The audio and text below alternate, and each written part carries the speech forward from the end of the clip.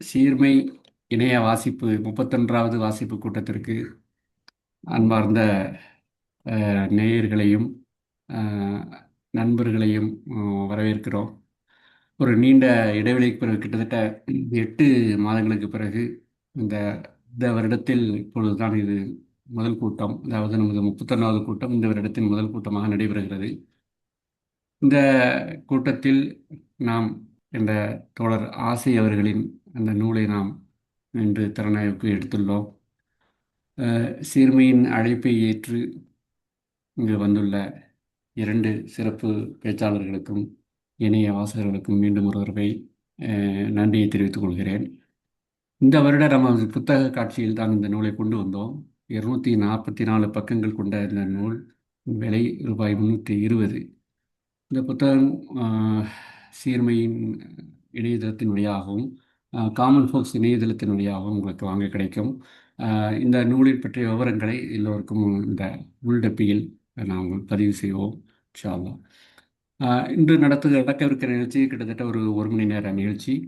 இந்த நிகழ்ச்சியில் ஒவ்வொரு பேச்சாளருக்குமான மணித்துளி அளவு 15 மணித்துளிகள், 15 நிமிடங்கள்.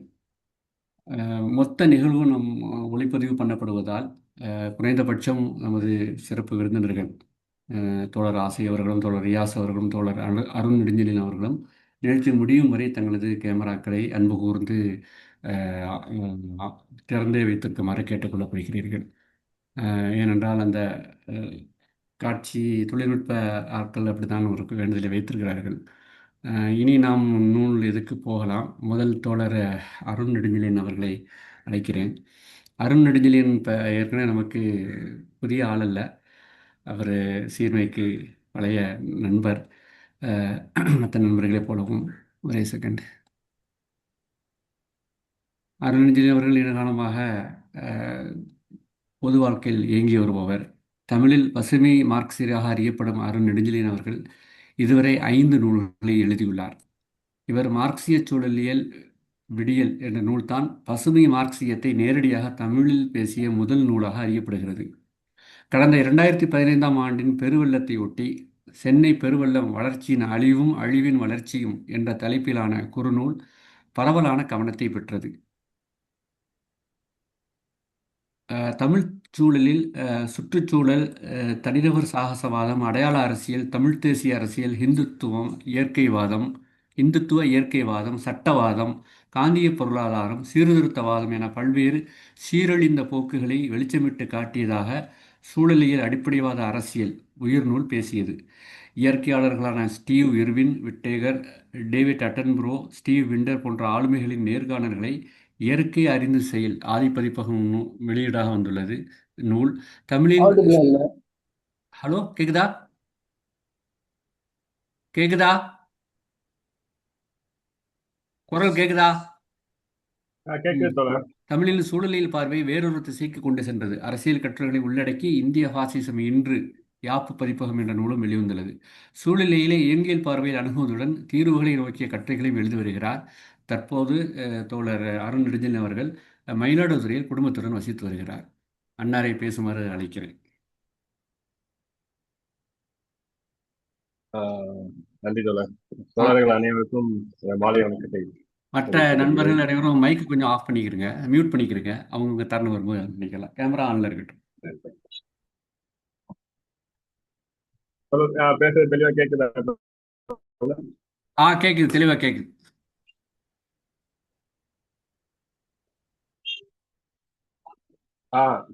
Okay okay. தோழர்கள் அனைவருக்கும் எனது மாலை வணக்கத்தை தெரிவித்துக் கொள்கிறேன்.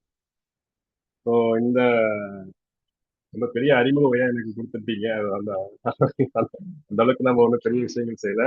தோழர் ஆசை புத்தகங்கள் படித்த பிறகு நிறைய டீட்டெயிலான வேலைகள் எல்லாமே நிறைய தோழர்கள் செய்து வருகிறாரு. இப்ப இந்த புத்தகம் இதை பத்தினா எனது புத்தக வாசிப்பு அதோடைய அனுபவத்தை நான் இங்க வந்து பதிவு செய்ய விரும்புகிறேன். விண்மீன் துகள்கள் நாம் தலைப்பே வந்து ஒரு கவித்துவமான தலைப்பு. அது கால் சேகன் ஒரு we are made of star stuff என்று ரொம்ப ஒரு பொயட்டிக்காக சொல்வார், நாம் விண்மீன் துகள் என்று. அந்த கால் சேகனுடைய அந்த ஒரு மிகச்சிறந்த ஒரு கோட்டை.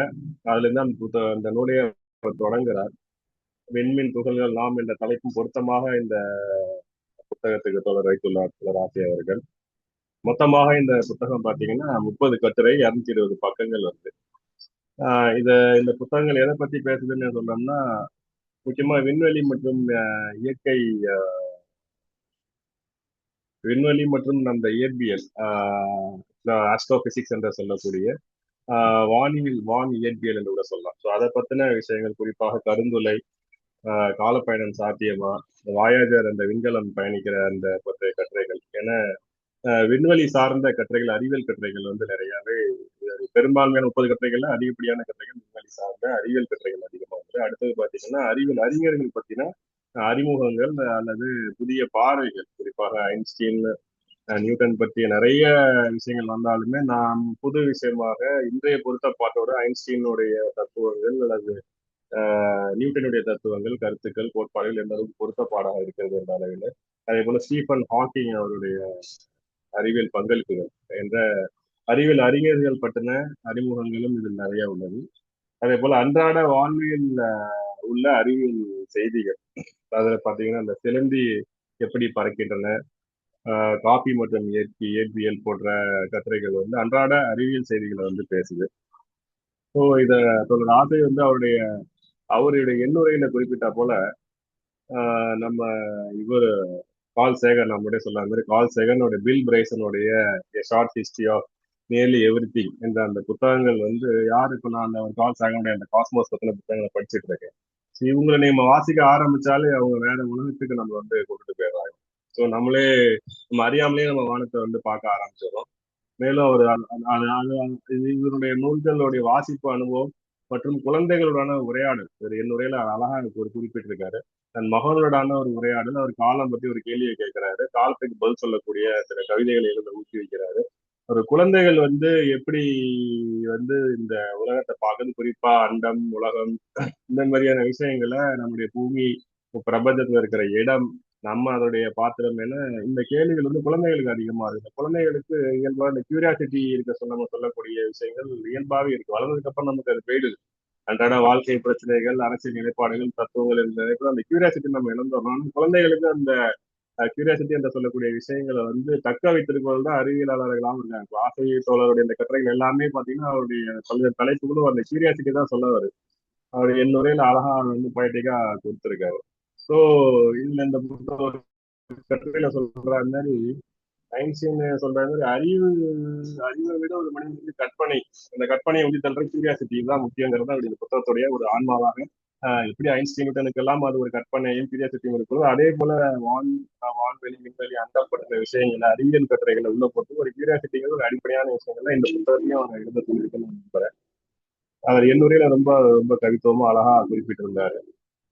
ஸோ இந்த புத்தகத்திற்கு இப்போ வந்து இந்த விண்வெளி, இயற்கை அறிவியல், குறிப்பாக இந்த போல அறிவியல் அறிஞர்கள் மற்றும் அன்றாட வாழ்வியல் அறிவியல் விஷயங்களை பத்தி பேசுது. தவிர உள்ள பல்வேறு கட்டுரைகளும் வருது உள்ள. இதுல பாத்தீங்கன்னா எனக்கு பிடித்தமான கட்டுரைகள், எனக்கு ரொம்ப ஈர்த்த கட்டுரைகள், கவனம் குவித்த கட்டுரைகள்னு பாத்தீங்கன்னா, முதல் கட்டுரையே ரொம்ப அட்டகாசமா இருக்கு. இந்த 42 விண்மீன்களை வந்து தன்னுடைய வாழ்நாளில் பார்த்த அந்த இவான்கிறவரை பத்தின கட்டுரைகள் தான் அவருடைய முதல் கட்டுரையா சொல்றாரு. ஸோ அதுதான் எனக்கும் ரொம்ப ஒரு பிடித்தமா, நெருக்கமா இருக்கு. ஒரு மனித வானத்துல விரும்பினே பாக்குறதுங்கிறதே இந்த உலகத்துல பாத்தீங்கன்னா ஒரு ஒரு ஒரு அதிசயமான நிகழ்வா இருக்கு. ஏன்னா எல்லாமே போன்ல தலையை கீழே தொங்க போட்டு போயிடுவாங்க. குடும்பத்திலேயே சொல்லுவேன், துணையாட்டியும் அது மாதிரிதான் கீழே தான் இருக்கும். நம்ம மேல இருக்கோம் வாங்க பாக்குறத விட நம்ம வானத்தை பாருங்க, மேல பாருங்கன்ற சில விஷயங்கள் நம்ம மறந்துடுறோம். ஸோ அவரு வந்து வானத்தையே பார்த்து தனது தொலைநோக்கியின் மூலமாக அந்த பெருவிண்மீன் வெடிப்பு, சூப்பர்னோவா என்று சொல்லக்கூடிய விஷயங்களை பதிவு பண்றதை வந்து அழகாக பதிவு பண்ணியிருக்காரு. பில் பிரைசன் அவர் தேடி போறதும், அவர் வீட்டுல ஒரு சின்ன இடுக்கான இடங்கள்ல அதை பதிவு செய்ய, அவர் ஒரு குட்டியான இடத்துல இருந்துட்டு எவ்வளவு பெரிய ஒரு விண்மீன் வெடிப்புகள் அவர் பார்க்கறதுக்கான அந்த இந்த அனுபவத்தை வந்து அழகா அற்புதமா பதிவு பண்றாரு. இது ரொம்ப சுவாரஸ்யமாவே இருக்கு. இந்த விஷயங்கள்ல நம்மளையும் தூண்டுது. அடுத்தது பாத்தீங்கன்னா நம்ம வானத்தை நோக்கி மேல் நோக்கி பார்க்கறதுக்கான அவதானிக்கிறதுக்கான விஷயங்கள் தூண்டுது. அடுத்து பாத்தீங்கன்னா ரெண்டாவது, மூணாவது கட்டுரையா வரும். டிஜிட்டல் இதுல இருந்து லைட்டா வேற ஒரு டாபிக் போற மாதிரி இருக்கும் அந்த புத்தகத்துல இருந்து. அந்த மூணாவது கட்டுரை சுவாரஸ்யமான கட்டுரையா அது எனக்கு தெரிஞ்சு. நிறைய நம்ம அந்த போன் வந்ததுக்கு அப்புறம் இந்த கேமரா, ஐபோன் நிறைய விஷயங்களை உள்ளடக்கி ஒரே காம்பாக்ட் டிவைஸ் ஆயிடுச்சு. இதுல எக்கச்சக்கமான photos digital ROM, selfies, reels மற்ற விஷயங்களுக்காக இது பத்தி எவ்வளவு டிஜிட்டல் வேஸ்டேஜஸ் நம்ம பண்றோம் அப்படிங்கிற இடத்துலயும், ரெண்டாவது ஒரு இயற்கையோ ஒரு இயற்கை சார்ந்த ஒரு விஷயங்களை நம்ம பார்க்கும்போது அந்த பார்க்கிற அந்த கணப்புலதை விட்டுட்டு நம்ம அதை பதிவு செய்து அதை பதிவேற்றம் செய்து அதன் மூலமா ஒரு லைக்குகளை விரும்புற ஒரு ஒரு ஒரு கண்ணோட்ட மாற்றத்தை அழகா போற போதுல அதை பதிவு செஞ்சது. உங்களை நான் இப்ப சென்ற வாரம் கொடைக்கானல் போயிருந்தபோது நான் அதை கண்கூட பார்த்தேன். போற ஒரு இடத்த பாக்குறோம், இயற்கை காட்சிகளை ரசிக்கும் பொழுது நாம அதை ரசிச்சு அந்த நேரத்துல அந்த இயற்கை காட்சிகளை ஒரு மேகமூட்டம் போகுது, மழை நம்ம நிக்கிற இடத்துல அதை ரசிக்காம அதை எப்படி படம் எடுக்கிறதுங்கிறதுலாம் மனித ஆர்வம் அதிகமா இருக்கு. ரொம்ப அழகாக ஒரு கட்டுரையில நான் நினைச்ச இந்த விஷயங்களை அதை பதிவு பண்ணியிருக்காரு. அந்த கட்டுரையில முன்னாள் கட்டுரை நினைக்கிறேன். அடுத்ததாக காதலை சுமந்து செல்லும் வாயாதனை கட்டுரையும் ரொம்ப பிடித்தமான கட்டுரை. ஏன்னா அந்த வாயாதன் நமக்கு தெரியும் எல்லாருக்குமே, சூரிய குடும்பத்தை தாண்டி இன்னும் பயணிச்சுட்டு இருக்கிற ஒரு ஒரு துளாவி ப்ரோப். ஸோ அதுல இந்த செய்திகளை பதிவு செய்து அனுப்புற அந்த டீம்ல கால் சேகனும் அவருடைய காதலியா பின்னாடி மரணம் செய்து கொண்டிருக்கார். அவங்களுடைய காதலை வெளிப்படுத்துகிற மாதிரி சிரிப்பொலி அந்த விஷயங்களை சேர்த்தது பாத்தீங்கன்னா இப்ப எனக்கு புது செய்தியா இருக்கு. நான் இதை கவனிக்கல. இந்த புத்தகத்துலதான் நான் இந்த செய்தி நான் கவனிக்கிறேன். ரொம்ப சுவாரஸ்யமான அந்த ஒரு கட்டுரையா இருக்கு. வாயதர் பல்வேறு நாடுகளில் சேர்ந்த மொழிகளை சேர்ந்த வணக்கம் தெரிவிக்கிற விஷயங்கள் சேர்க்கிறது, இசை, அதோட இந்த காதலையும் வெளிப்படுத்துகிற அல்லது ஒரு சிரிப்பை வெளிப்படுத்துகிற அந்த கால்சானுடைய அந்த கட்டுரை ரொம்ப சிறப்பா இருந்தது. அதே போல வெட்டுக்கிளியுடைய மூன்றாம் உலகப் போர் என்று சொல்லக்கூடிய கட்டுரையும் ஒரு சுவாரஸ்யமான கட்டுரை தான். ஏன்னா வெட்டுக்கு நிறைய உயிரினங்கள் புலம்பெயர்ந்து போகும். அது இனப்பெருக்கத்துக்காகவும் உணவுக்காகவும் மற்ற விஷயங்களுக்காகவும். அது வெட்டுக்கிளியுடைய புலம்பெயர்தல் ரொம்ப அதிகம் பேசப்படாதது. நீங்க இந்த கோபல்ல கிராமம் கீரா அதோடைய புத்தகங்கள்ல கூட வரும் நடுவுல. இந்த வெட்டுக்கிளி படையெடுப்பு ஒரு குறிப்பிட்ட காலங்கள்ல எனக்கு தெரிஞ்ச அதுல ஒரு இந்த கட்டையில ஒரு காலக்கணை சொல்லுவாரு. எனக்கு தெரிஞ்ச கீரா சொல்லி இது மேட்சாகவும் நினைக்கிறேன். வெட்டுக்கிளி எப்படி உணவு தேவைக்காக அது மக்களுடைய விவசாயத்தை எப்படி பாதிக்குது அல்ல மற்ற உணவு உற்பத்தியை பாதிக்குதுங்கிறத சுவாரஸ்யம் இன்னைக்கு நடந்துட்டு இருக்கு. இதை நம்ம தடுக்கவோ மற்ற விஷயங்கள் மாற்ற ஏற்பட செய்ய முடியல அப்படிங்கிற விஷயங்கள் கட்டுரைகள் எல்லாம்.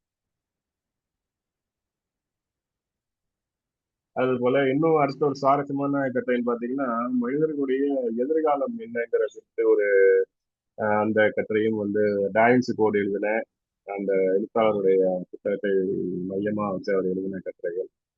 ரொம்பவும் பிடித்த கட்டுரை சொல்ல போனா அந்த சாந்தா பேபுக்கான அந்த நோபல் பரிசு, குறிப்பா அந்த தொல் மரபணுவியல் ஆராய்ச்சி பத்தின ஒரு ஆய்வுக்காக அவருக்கு நோபல் பரிசு கொடுத்திருக்காங்க.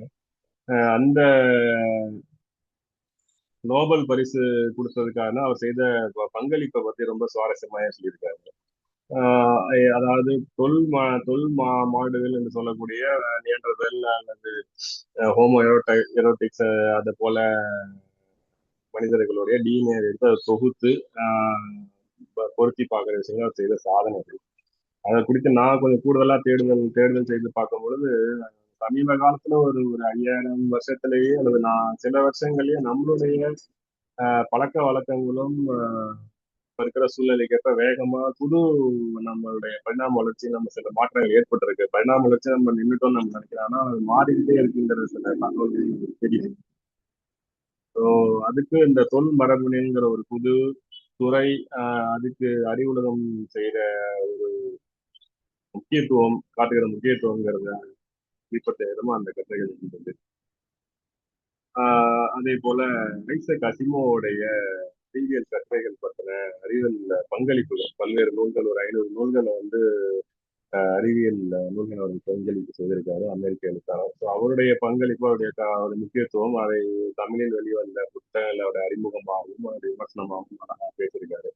நான் சொன்ன இந்த செய்திகள் எல்லாமே எனக்கு இதெல்லாம் புதுசா இருக்கு. இந்த செய்திகள் இப்போ இந்த சாந்தா பேபுவா ஆகட்டும் அல்லது இந்த வாயேஜர் செய்திகள்ல வாயேஜர் அந்த ப்ரோப்ல துளாவில பதிவு செய்த விஷயங்கள், ஐசக் அசிமோ, அதே போல இந்த ராபர்ட் ஓவன் இவான்ஸ் இவர்களுடைய அந்த தேடுதல் இது எல்லாமே நம்ம நிறைய விஷயம் தெரியும்னு நினைச்சிட்டு இருப்போம். ஆனா இதெல்லாம் பார்க்கும்போது இன்னும் இவ்வளவு விஷயங்கள் நம்ம கவனிக்காம நம்ம கவனம் செலுத்தாம இருக்கோங்கிற அளவுல இந்த கட்டுரைகள் வந்து இதுல சிறப்பா பேசுது. இப்ப எனக்கு இன்னும் ஒரு குறிப்பா அந்த கருந்தலை பத்தின ஸ்டீஃபன் ஹாக்கிங் பத்தின ஒரு கட்டுரைகள் வந்து ரொம்ப சுவாரஸ்யமா அதுல வந்து பேசியிருக்காங்க. உம் கருந்தலை எல்லாமே உள்வாங்கிட்டு இருக்கோம், அதுல இருந்து எதுவும் வெளிப்படாதுங்கிற கண்ணோட்டத்தை வந்து ஸ்டீஃபன் ஹாக்கிங் எப்படி உரைத்தார், அவருடைய அசாத்தியமான அறிவியல் பங்களிப்பு, அதை பத்திலாம் ரொம்ப சுவாரஸ்யமாக ஸ்டீஃபன் ஹாக்கிங்குடைய பார்வை சொல்லியிருப்பாரு. அதே போல நியூட்டன் வந்து புவியீர்ப்பு விசை கண்டுபிடித்தார் அப்படிங்கிறத எடுத்துருந்தோம். அதே போல ஐன்ஸ்டீன் வந்துட்டு பொது சார்பியல் கோட்பாடு, அவரும் கடைசியில அதுக்கு அடுத்து வந்த குவாண்டம் இயற்பியல் என்று சொல்லக்கூடிய குவாண்டம் கோட்பாட்டை வந்து அவர் மறுக்கிறது. முதல்ல அவர் அதை அறிமுகப்படுத்த, பின்னாடியே அதை வந்து அவர் மறுக்கிறது. ஸோ இதுக்கான தொடர்புகள், இதுக்கான உறவுகள், முரண்கள் பத்தின ஒரு ஒரு அழகாக ஒரு அறிவியல் விளக்கங்களோட இந்த அறிஞர்களை முன் வச்சு இந்த புத்தகத்துல வந்து அவர் அழகா பேசியிருப்பாப்ல. முக்கியமா நான் அதுல சொல்ல வர விஷயம் என்னன்னா, அந்த விதமான அறிவியல் கட்டுரைகள் வந்து ஒரு படிக்கும் பொழுது ஒரு ஒரு ஒரு போர் அடிக்கக்கூடிய ஒரு ராவாக இருக்கிற விஷயமா பார்க்கப்படுது. ஸோ அந்த விஷயம் இவர் என்னன்னா கான்ஸ்டன்டோட இம்ப்ரெஷனா என்ன அவருடைய ஒரு இதா தெரியல, ஒரு கவித்துவமான ஒரு விஷயமா எல்லாத்தையும் மாத்துறாரு.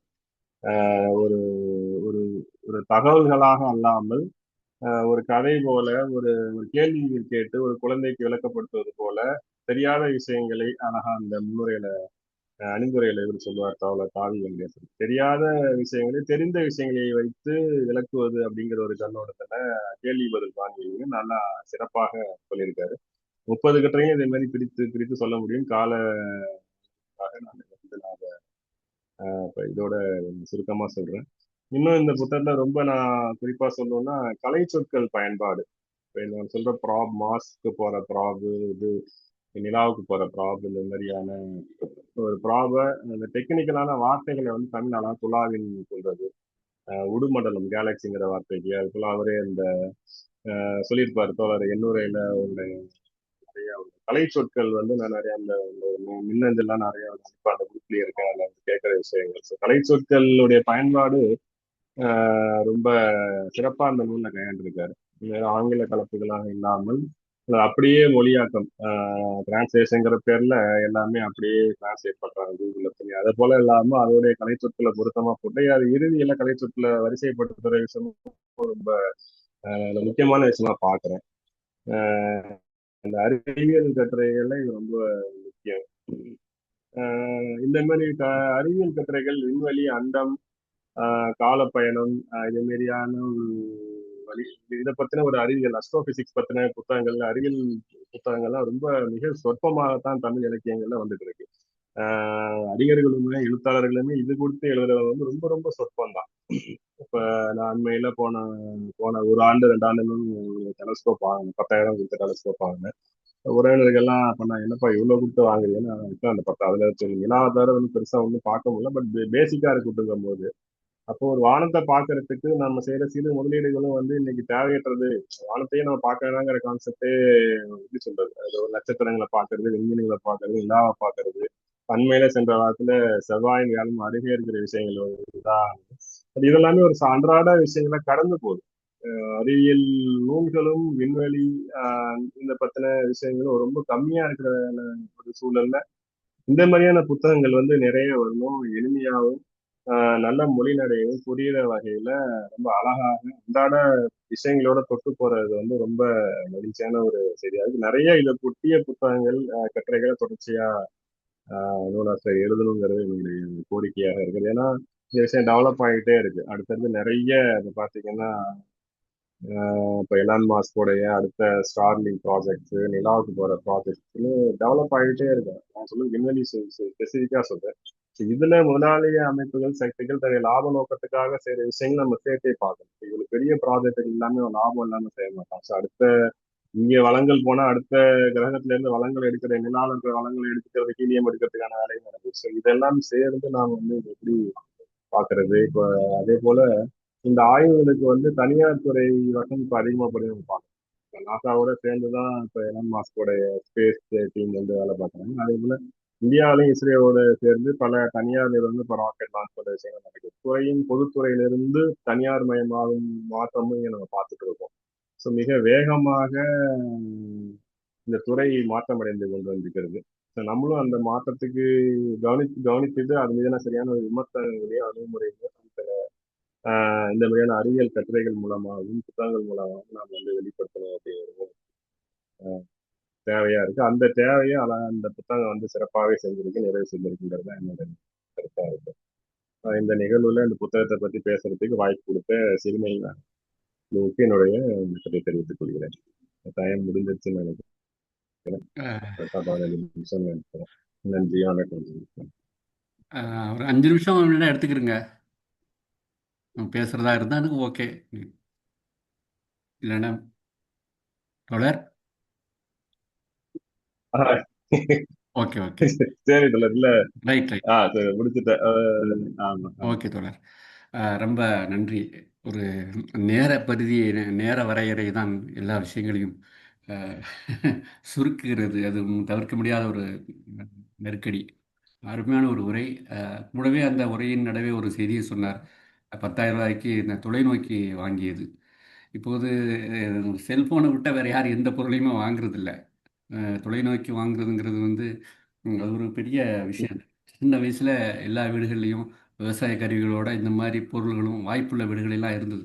என் வீட்டிலேயே ஒன்றுக்கு ரெண்டு தொலைநோக்கி கருவிகளை நான் பார்த்துருக்குறேன். தகப்பனார் வந்து இலங்கையிலேருந்து வாங்கிட்டு வந்தா இது. நிறைய வீடுகளில் காண கிடைத்த விஷயங்கள் வந்து இப்போ இதெல்லாம் அன்னைக்கு, அதாவது அறிவியல் தொழில்நுட்ப வீச்சு குறைவாக இருந்த காலகட்டத்திலே இந்த மாதிரி பொருள்கள் நம்மகிட்ட இருந்தது. பட்டு அதெல்லாம் நம்மகிட்ட இப்போ காண கிடைக்கலைங்கிறது வருத்தமான செய்தி. தோழர்கிட்ட உள்ள தொலைநோக்கியை போய் ஒரு தடவை பார்க்கணும். ரொம்ப மகிழ்ச்சி தோழர்.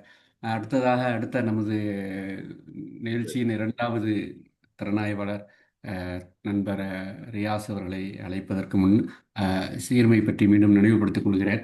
140 தலைப்புகளில் நாம் இதுவரை நூல்கள் கொண்டு வந்துள்ளோம். சூபி சூபியல், ஆன்மீகம், பின்ன அறிவியல், கதை, கவிதைகள், கோட்பாட்டியல், அறிவியல் என பரந்துபட்ட பல தலைப்புகளில் நாம் நூல்களை கொண்டு வந்துள்ளோம். உங்களுக்கு அனுப்பப்பட்டுள்ள அந்த உள் பெட்டியில் அனுப்பப்பட்டுள்ள இணைப்பை சுருக்கி நீங்கள் அந்த பட்டியலை முழுமையாக பார்வையிட்டுக் கொள்ளலாம். இணையதளத்திலும் வாங்கலாம். தொலைபேசி வழியாக அழைத்து நேரிலும் சென்று வாங்கலாம். சென்னையில் திருவல்லிக்கேணியில் தான் நமது அலுவலகம் அமைந்துள்ளது. மிக்க நன்றி. இனி அடுத்ததாக நமது இரண்டாவது திறனாய்வாளர் நண்பர் முகமது ரியாஸ் அவர்களை அழைப்பதற்கு முன்னால் அவரை பற்றி சிறிய ஒரு குறிப்பு. நண்பர் முகமது ரியாஸ் அவர்கள் தென்காசி மாவட்டம் கடையனூரில் பிறந்தவர். இளம் ஊடகவியலாளர். இந்து தமிழ் திசை நாளிதழில் முன்னர் பணியாற்றினார். தற்போது புதிய தலைமுறையில் பணிபுரிந்து வருகிறார். பொருளாதாரம், தொழில்நுட்பம் சார்ந்து தமிழில் ஆழமாகவும் விரிவாகவும் எழுதி வருபவர். துடிப்பான ஒரு இளம் ஊடகவியலாளர். முகமது ரியாஸ், நீங்கள் பேச வருமாறு அழைக்கிறோம்.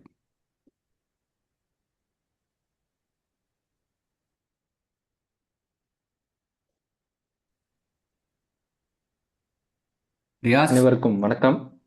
நன்றி. அனைவருக்கும் வணக்கம். கேக்குதா? நான் பேசுறது கேக்குதுங்களா? கேக்குது, தெளிவா கேக்குது. ரைட். இந்த நிகழ்ச்சியை ஒருங்கிணைத்திருக்கும் சீர்மைக்கும் இந்த புத்தக ஆசிரியர் ஆசைக்கும் முக்கியமான நன்றி சொல்ல விரும்புறேன். ஆசையுடைய இந்த புத்தகத்துக்கு ஒரு மதிப்புரை உரையாற்றுவதில் உண்மையிலே எனக்கு ஒரு மகிழ்ச்சியா இருக்கு. இந்த உரையை தொடங்குறதுக்கு முன்னால ஒரு அடிப்படையா ஒரு கேள்வியிலிருந்து இந்த உரையை தொடங்கலாம் அப்படின்னு நினைக்கிறேன். இன்னைக்கு தமிழ்ல நான் ஃபிக்ஷன் புத்தகங்களுக்கான இடம் என்னவா இருக்கு? அதுக்கு என்ன முக்கியத்துவம் கொடுக்கப்படுது? எவ்வளவு துறை சார்ந்து புத்தகங்கள் வருது? நான் ஃபிக்ஷன் சார்ந்து எத்தனை புத்தகங்கள் தமிழ்ல வருது? எந்தெந்த துறைகள் சார்ந்து வருது அப்படின்னு ஒரு கேள்வியை வந்து இந்த தருணத்துல கேட்டுக்கொள்ளணும் அப்படின்னு நினைக்கிறேன். ஏன்னா இன்னைக்கு உலக இலக்கிய பரப்பை எடுத்துக்கிட்டா அங்க வந்து நான் ஃபிக்ஷன் வந்து ஒரு பெரிய தாக்கத்தையும் விவாதத்தையும் ஒரு பேசு பொருளையும் உருவாக்கிட்டு இருக்கு.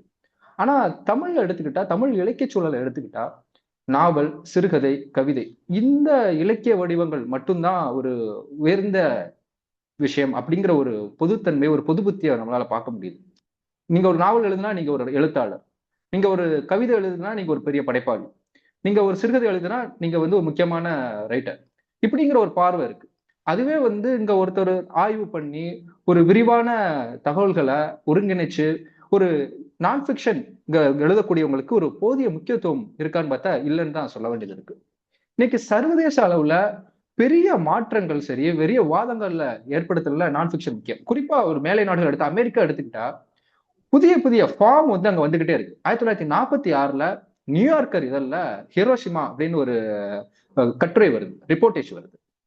என்னன்னா நம்ம ஜப்பான்ல ஹிரோஷிமா மேல அணுகுண்டு வீசப்படுது. அது வரைக்கும் அதை பற்றியான அறிமுகங்கள் எப்படி இருக்குன்னா, அந்த அணுகுண்டுடைய வீரியம் என்ன, அது எப்படி உருவாக்கப்பட்டுச்சு, அதனுடைய தாக்கம் என்ன அப்படிங்கிறதுதான் பேசப்படுது. ஆனா ஃபர்ஸ்ட் டைம் வந்து ஜான் ஹெர்சி அங்க போயிட்டு அந்த மக்கள் அங்க பாதிக்கப்பட்ட ஒரு 6 பேர் வழியாக அந்த நிகழ்வுகளை விவரிக்கிறார். அது ஒரு புது ஃபார்மா எவால்வ் ஆகுது. நியூ ஜேர்னலிசம் சொல்லக்கூடிய ஒரு ஃபார்முக்கான தொடக்க புள்ளியா அது ஹிரோஷிமாங்கிறது அமையுது. அந்த அந்த சமயத்துல நியூயார்க்கருடைய ஒட்டுமொத்த இதழுமே அந்த கட்டுரைக்காக ஒதுக்கப்படுது. ஒட்டுமொத்த எல்லா அது வரைக்கும் கார்ட்டூன் எல்லாத்தையும் நிறுத்தி வச்சுட்டு அந்த ஒரு கட்டுரை மாத்திரம் பப்ளிஷ் பண்றாங்க. பின்னால் அது புத்தகமா வருது. இது ஒரு புது அன்னைக்கு ஒரு புது ஃபார்ம் ஒன்று எமர்ஜ் ஆகுது. இப்படி நீங்க அடுத்து பார்த்தோம்னா பின்னால வந்து இந்த கோல்டு பிளட் நான் ஃபிக்ஷன் நாவல் ஒன்று எமர்ஜ் ஆகுது, ட்ரூமன் கப்போர்ட். அப்புறம் ஜான் டிடிஆர். இப்படி வெவ்வேறு தளங்கள்ல அமெரிக்காவா இருக்கலாம், ஐரோப்பா நாடுகளா இருக்கலாம், இப்படி ஒவ்வொரு நாடுகள்ல இருந்து புது புது ஃபார்ம் வந்து உருவாகிட்டு இருக்கு. நான் ஃபிக்ஷன் சார்ந்து வெவ்வேறு துறைகள்ல இருந்து எழுத வர்றாங்க. நீங்க வந்து இப்ப எடுத்துக்கிட்டா மேலை நாடுகள் எடுத்துக்கிட்டீங்கன்னா நிதியியல், தாவரவியல், பட்டாம்பூச்சி சம்பந்தமா, விளையாட்டு சம்பந்தமா, எல்லா ஊடகம் சம்பந்தமா அவ்வளவு புத்தகங்கள் வந்து நம்மளால பார்க்க முடியுது. அந்த புத்தகங்கள் தான் வந்து அந்த சமூகத்துடைய அறிவு தளத்தை அடுத்த கட்டத்துக்கு கொண்டு போயிட்டு இருக்கு. ஆனா தமிழ் சூழலுக்கு வந்துட்டா நம்ம அப்படியான வெரைட்டியான ஒரு வடிவங்களை நம்மளால பார்க்க முடியல. வடிவங்கள் தாண்டி நான் ஃபிக்ஷன்லயே வெவ்வேறு துறைகள் சார்ந்த அறிவு பகிர்வு வந்து பெரிய அளவுக்கு நிகழல. நீங்க வந்து நான் ஃபிக்ஷன் எழுதப்படுது, அதிக குறிப்பிடத்தகவல் எழுதப்படுது. குறிப்பா சொல்ல போனா அரசியல் கட்டுரைகள் நம்ம நிறைய பார்க்க முடியும், அரசியல் சார்ந்த புத்தகங்கள் நிறைய பார்க்க முடியும், தன் வரலாறு பார்க்க முடியும், அப்புறமா வந்து சுய முன்னேற்ற புத்தகங்கள் பார்க்க முடியும். இதெல்லாம் அதனுடைய தளங்கள்ல தொடர்ந்து வந்துட்டு இருக்கு. ஆனா நீங்க யோசிச்சு பாருங்க, இன்னைக்கு வந்து நம்ம யூடியூப்ல எல்லாத்தையுமே வந்து செய்திகள் வழியா நுகர்ந்துட்டு இருக்கோம். ஆனா ஊடகவியல் சார்ந்த நல்ல புத்தகங்கள் இங்க இருக்கான்னு பார்த்தா விரல் விட்டு எண்ணிடலாம். ஒரு பத்திரிகை துறை எப்படி இயங்கிட்டு இருக்குன்னு தெரியாது. ஒரு தொலைக்காட்சி 24 மணி நேரம் இயங்கக்கூடிய ஒரு தொலைக்காட்சி துறை எப்படி இயங்கிட்டு இருக்குன்னு தெரியாது. அதனுடைய ஒவ்வொரு ப்ராசஸ் என்னன்னு தெரியாது. அங்க இருக்கக்கூடிய மனிதர்களுடைய மனநிலை எப்படி இருக்குன்னு தெரியாது. ஏன்னா நம்ம வெளிப்பக்கம் இருந்து ஒரு செய்தியை நுகர்றோம், அது நமக்கு ஒண்ணு கிடைக்குது. பட் அதை உருவாக்க இருக்கக்கூடிய இடத்துல அந்த விஷயத்தை அவங்க எப்படி அங்க உருவாக்குறாங்க, அதை உருவாக்கும் பொழுது அவங்களுடைய மனநிலை என்ன, எதுவுமே நமக்கு தெரியாது. சோ இந்த தன் அனுபவங்களும் இந்த துறை சார்ந்த அறிவும் வந்து பகிரப்பட வேண்டியது மிக முக்கியமான ஒரு அவசியம். தமிழ்ல அது வந்து கண்டிப்பா பயிரப்படும். நீங்க பாருங்க, ஐடி துறையில நம்ம அவ்வளவு நண்பர்கள் வேலை பார்க்கறாங்க. ஆனா ஐடி துறை சார்ந்த அனுபவங்கள் நமக்கு வந்து பெருசா தெரியாது. 1-2 நாவல்கள் வரலாம், அதுக்கும் பெரிய கவனம் கிடைச்சிருக்குமான்னு தெரியல. ஏதாவது புத்தகம் வந்திருக்கு, அதுக்கும் பெரிய முக்கியத்துவம் கொடுத்துருப்போமா பார்த்தா கிடையாது. விளையாட்டு, இன்னைக்கு கிரிக்கெட் பத்தி அவ்வளவு பேசுறோம். இப்ப ஃபுட்பால் உலகக்கோப்பை நடந்திருக்கு, ஆனா கிரிக்கெட் பத்தி ஒரு சில நண்பர்கள் எழுதிட்டு இருக்காங்க, ஒரு சில நபர்கள் எழுதிட்டு இருக்காங்க. ஆனா அது பெரிய அளவுக்கு வருதான்னு பார்த்தா நமக்கு இல்ல. இப்படி வந்து துறை சார்ந்து வந்து பகிரப்படும் பொழுது மட்டுமே நம்மளுடைய தமிழ் சமூகமா இருக்கலாம், எந்த ஒரு சமூகமே அடுத்த கட்டத்துக்கு கொண்டு போகும். இப்ப அடுத்த கேள்வி என்னன்னா, ஏன் இங்க வர்றது இல்லை? ஏன்னா ஒரு பக்கம் என்னன்னா நமக்கு அந்த அறிவு தேடலை கொண்டு சேர்க்கணுங்கிற எண்ணம் ஒரு முக்கியம். இன்னொரு பக்கம் வாசிப்பு சூழல். ஏன்னா ஒருத்தருக்காவது தனியா எழுதிட்டு இருக்க முடியாது. ஏதோ வாசிப்பு சூழல், இந்த உரையாடல், இந்த ரெண்டும் சேர்ந்துதான் அதை உருவாக்குது. இந்த ஒரு பின்புலத்துலதான் அந்த ஆசையுடைய இந்த புத்தகம் விண்மீன் துகள்கள் நாம் அப்படிங்கிறது வந்து ஒரு கவனிக்கத்தக்க ஒன்றா நான் பாக்குறேன். ஏன்னா அடிப்படையில ஆசை வந்து ஒரு கவிஞர், அப்புறமா பத்திரிகையாளர், இயற்கை மேலேயும் சரி அறிவியல் மேலேயும் சரி ஒரு தீராத ஒரு ஈடுபாடும் ஆர்வமும் கொண்டவர். அந்த அவருடைய கவித்துவ தன்மையும் ஒரு இலக்கிய அணுகுமுறையும் ஒரு அறிவியல் தேட்டமும் சங்கமிக்கக்கூடிய ஒரு புள்ளிதான் இந்த புத்தகம் விண்மீன் துகள்கள் நாம்ங்கிறது. ஏன்னா இந்த எனக்கு இந்த புத்தகத்தை படிக்கும் போது 2 விஷயங்கள் வந்து ஆச்சரியமாக இருந்தது, ஒரு பக்கம் மகிழ்ச்சியாகவும் இருந்தது. என்ன அப்படின்னா, இந்த கட்டுரைகள் எல்லாமே ஒரு ஹிந்து நாளிதழும் சரி அது ஒட்டிய சமயங்கள்ல எழுதப்பட்ட கட்டுரைகளுடைய தொகுப்பு. இந்த கட்டுரைகள் படிக்கும் பொழுது ஒரு வெகுஜன ஊடகத்துல இத்தகைய ஒரு ஆழமான அறிவியல் கட்டுரைகள் இடம்பெற்றிருக்கு அப்படிங்கிறது எனக்கு இப்போ ஒரு ஆவணமா தெரியுது. ஒன்றும் பெரிய காலகட்டம் பின்தங்கி போகல, இப்போ சமகாலத்துல இருக்கும். ஆனா ஒரு ஆச்சரியமா இருக்கு. ஏன்னா நீங்கள் அறிவியல் கட்டுரைகள் நம்ம எழுதலாம், ஆனா என்ன மொழியை பயன்படுத்துறோம்னு ஒண்ணு இருக்கு. ஏன்னா மொழி பயன்பாடு முக்கியம். இன்னைக்கு வந்து நிறைய நான் ஃபிக்ஷன் நாவல்கள், நான் ஃபிக்ஷன் புத்தகங்கள் வரலாம். ஆனா நிறைய ஒவ்வொரு ஹிட்லர் சார்ந்து இருக்கலாம், முசோலி, ஸ்டாலின், இப்படி பல்வேறு நபர்கள் சார்ந்த வரலாற்று புத்தகங்கள் தொடர்ச்சியா வந்துட்டு இருக்கு. ஆனா அதனுடைய ஆழமும் சரி அதனுடைய மொழி பயன்பாடுங்கிறது ரொம்ப முக்கியம். ஏன்னா நம்ம வந்து ஒரு புத்தகத்தை கொடுக்குறோங்கிறது மட்டும் இல்ல, அது அது வந்து நம்மளுடைய சிந்தனை போக்குல என்ன மாற்றத்தை கொண்டு வர பொழுது, நம்மளுடைய மொழி அறிவுல என்ன மாற்றத்தை கொண்டு வர போகுதுங்கிறது முக்கியம். இது வந்து இந்த அறிவியல் புத்தகத்துடைய தனித்துவமா நான் என்ன நினைக்கிறேன்னா, ஆசையுடைய கவித்துவ அணுகுமுறைன்னு ஒண்ணு இருக்கும், அறிவியல் நாட்டம். இந்த ரெண்டும் இந்த புத்தகத்துல சங்கமிக்கிறத வந்து நம்மளால ஒவ்வொரு கட்டுரைகளையுமே உணர முடியுது. கிட்டத்தட்ட ஒரு 40 சொச்ச கட்டுரைகள், அதுக்கப்புறம் ஒரு சின்ன குறுந்தொடர்கள், இந்த ஒட்டுமொத்தத்தை இணைச்சுதான் அந்த புத்தகத்தை வந்திருக்கு. இந்த புத்தகத்துடைய முக்கியமான ஒரு அம்சமா நான் பார்க்கும்போது உணர்ந்த விஷயம் அப்படி என்ன அப்படின்னா, 2 விஷயங்கள் சொல்ல முடியும். முதலாவது ஒரு தன் அனுபவம், தான் வளர்ந்த சூழல், தன்னுடைய அறிவு, இது வழியா தன்னுடைய தேட்டம், அறிவியல் மீதான நாட்டம், அத சொல்றது வழியா நமக்கு அவர் கற்றுக்கொண்ட, அவர் புரிந்து கொண்ட விஷயங்களை சொல்றது. உதாரணத்துக்கு ஸ்டான்லி குப்ரிக் படத்தை பத்தியான ஒரு கட்டுரை வரும்.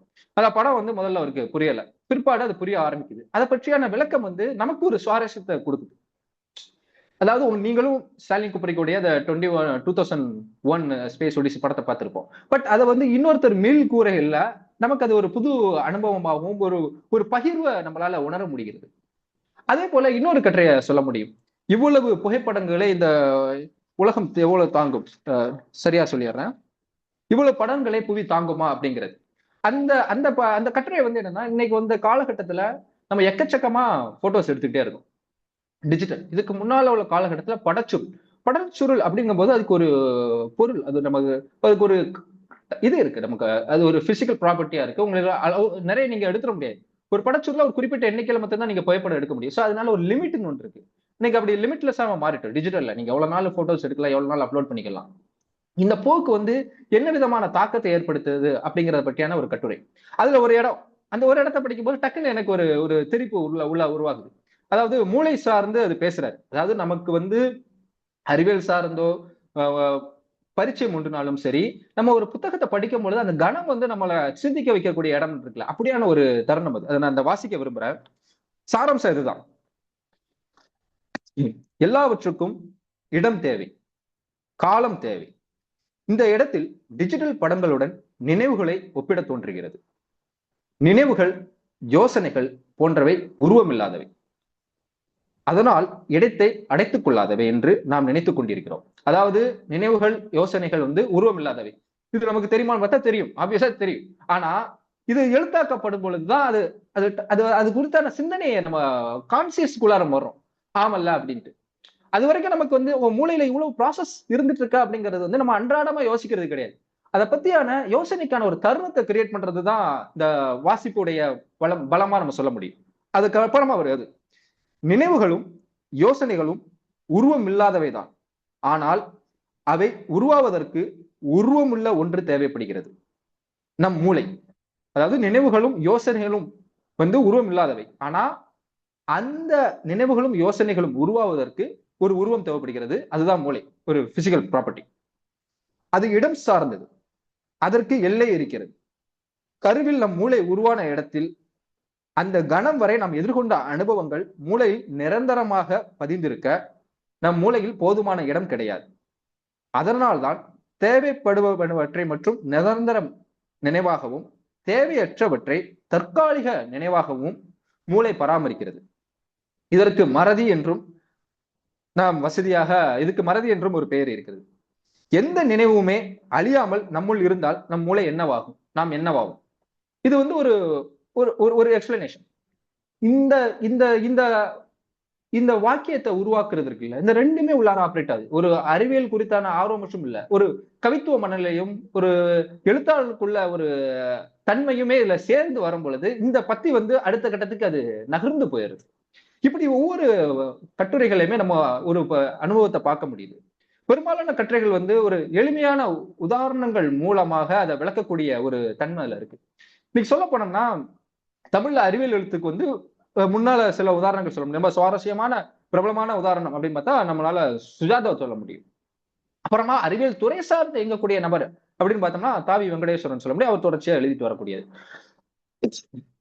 இந்த காலகட்டத்துல ஆழமான விஷயங்களை ஒரு பொது வெகுஜனத்துல எழுதுறது இருக்குல்ல, அதுல வந்து இந்த புத்தகத்தை வந்து நான் முக்கியமான பக்கம் குறிப்பா சொல்ல போனா இன்னைக்கு வந்து கருந்துளை பத்தி, குவாண்டம் பத்தி, டிஎன்ஏ பத்தி பெருசா வந்து பொது தளங்கள்ல பேசப்படுது அப்படிங்கிறதுக்கான ஒரு அடிப்படை புள்ளிய வெகுஜன ஊடகங்கள் தான் போட முடியும். அப்படியான ஒரு பங்களிப்பாக இந்த கட்டுரைகளை நம்மளால பார்க்க முடியும்.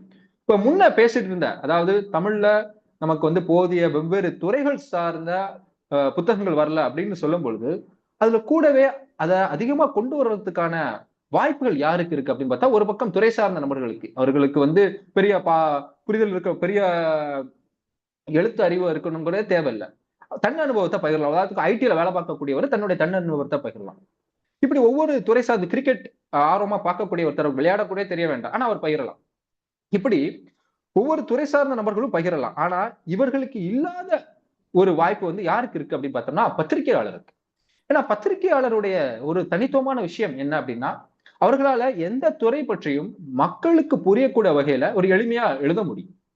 ஏன்னா அவர்கள் வந்து எந்த துறை சார்ந்தும் அடிப்படையான விஷயங்களை தெரிஞ்சுக்க கூடியவங்க, அந்த தகவலை திரட்டி ஒரு மீடியேட்டரா இருக்கக்கூடியவங்க, ஒரு துறை சார்ந்த நபர்களுடன் உரையாடி, ஒரு துறை சார்ந்த நபர்களுடைய கருத்துக்களை படிச்சு அது சார்ந்த அறிவுகளையும் உள்வாங்கி பொதுமக்களுக்கு ஏற்ற மொழியில, ஒரு தரமான மொழியில அவர்களுக்கு புரியக்கூடிய வகையில சொல்ல போனா ஒரு இந்த பத்திரிகையாளர்ங்கிற வந்து ஒரு பேராசிரியராகவுமே ஒரு செயல்பட்டு கொண்டிருக்கக்கூடிய இடத்துல இருக்காங்க. ஆக ஒரு பத்திரிகை துறை வழியாக தான் இன்னைக்கு தமிழ்ல நான் ஃபிக்ஷன் வருதுன்னா ஒரு பத்திரிகையாளருடைய பங்களிப்பு முக்கியமானதா இருக்கும். ஒரு விகடன் தொடங்கலாம், விகடன்ல பல்வேறு சுவாரஸ்யமான கட்டுரைகள் வந்திருக்கும், அது ஒரு ஒரு ஒரு மரபை உருவாக்குது. அப்படியான ஒரு அணுகுமுறையாக கூட இந்த புத்தகத்தை நம்ம பார்க்க வேண்டியது. ஏன்னா ஆசை ஒரு பத்திரிகையாளராகவும் கூட இருக்கும் பொழுது அந்த காலகட்டத்தை பயன்படுத்தி அவர் எழுதுறாரு. இப்ப நம்ம யோசிப்போம், இப்படி ஒரு கேள்வி வைக்கலாம். ஆசை கவிஞர், பத்திரிகைக்கு வர்றதுக்கு முன்னால எழுத்தாளர். ஆனா பத்திரிகை துறை அப்படின்னு ஒண்ணு இல்லாம, அங்க இப்படி ஒரு ஸ்பேஸ் இல்லாம இருந்தா அவர் இந்த அறிவியல் கட்டுரைகளை எழுதிக்க முடியுமான்னு பார்த்தா அது ஒரு கேள்வி. ஆக பத்திரிகை துறைக்கான பங்களிப்பும் அவர் பத்திரிகையாளர் அப்படிங்கிற ஒரு ஒரு தளமும் அதுக்கு முக்கிய ஒரு இந்த கட்டுரைகள் உருவாக்கத்துக்கு மிக முக்கிய பங்களிப்பு இருக்கு. ஏன் இந்த கட்டுரைகள் வந்து இப்ப எல்லாரும் சொல்லும் பொழுது தாவி வெங்கடேஸ்வரன் இருக்கட்டும், இப்பொழுது பேசிய அவர் அருளா இருக்கட்டும், குறிப்பிடக்கூடிய விஷயம் என்ன அப்படின்னா, இந்த புத்தகம் வந்து எளிமையான நடையில இருக்கு அப்படின்னு. அது பத்திரிகை வழியாக வரும்பொழுது அதுக்கான சாத்தியம் இருக்கு. இதுவே வந்து ஒரு துறை சார்ந்த ஒரு ப்ரொஃபசர் எழுதும்போது அது எப்படி இருக்குன்னு நம்மளால சொல்ல முடியாது. அவருடைய மொழியை கையாளக்கூடிய தளம் எப்படி இருக்குன்னு நம்மளால சொல்ல முடியாது.